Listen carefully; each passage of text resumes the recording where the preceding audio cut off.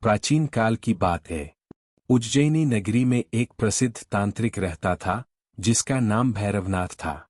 उसे अपनी सिद्धियों पर बहुत घमंड था। वह सोचता था कि उसकी शक्तियों से बढ़कर इस संसार में कुछ भी नहीं है। लेकिन वह शिव की शक्ति को नहीं मानता था।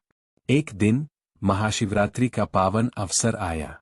पूरी नगरी में शिव भक्तों का सैलाब उमड़ पड़ा। हर कोई व्रत रचकर रात्रि जागरण कर रहा था। मंदिरों में जय जयकार गूंज रही थी।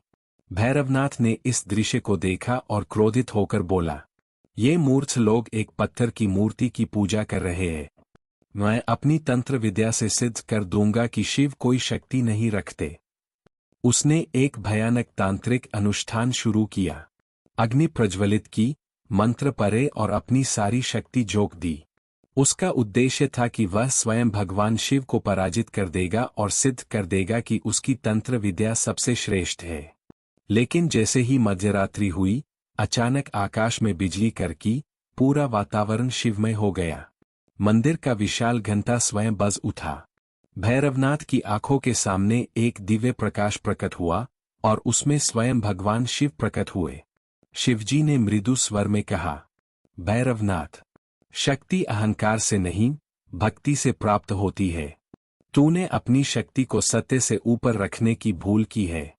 भैरवनाथ ने कांपते हुए कहा, प्रभु, मैंने आपको अपमानित करने का प्रयास किया। मैं क्षमा चाहता हूं।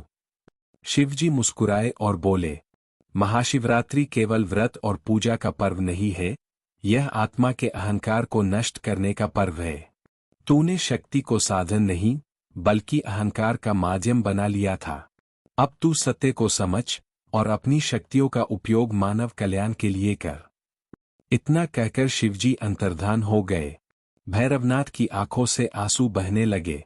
उसने उसी क्षण संकल्प लिया कि वह अब अपनी तंत्र विद्या का उपयोग केवल अच्छे कार्यों के लिए करेगा और शिव भक्ति में लीन हो जाएगा। तब से उन्हें भी काल भैरव के नाम से पूजा जाने लगा। बोलिए जय श्री महाकाल।